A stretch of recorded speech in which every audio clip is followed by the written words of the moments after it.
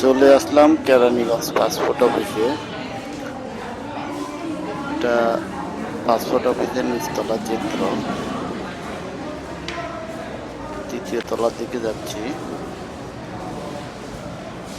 চলে আসলাম দ্বিতীয় তলায়।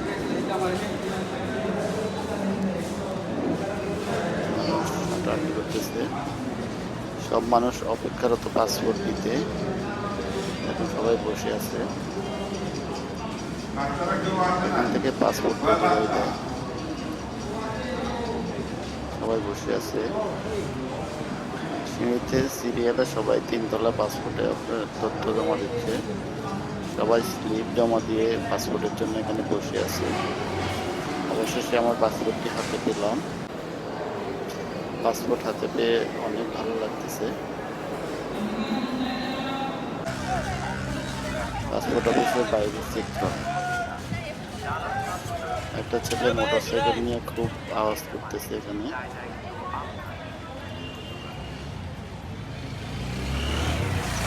সামনে মেন রোডের ফ্লাইওভার।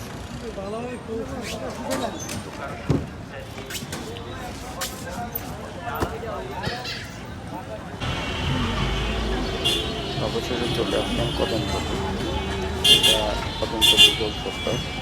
এখান থেকে সিএনজিতে করে আমার বাসা থেকে ফিরবো।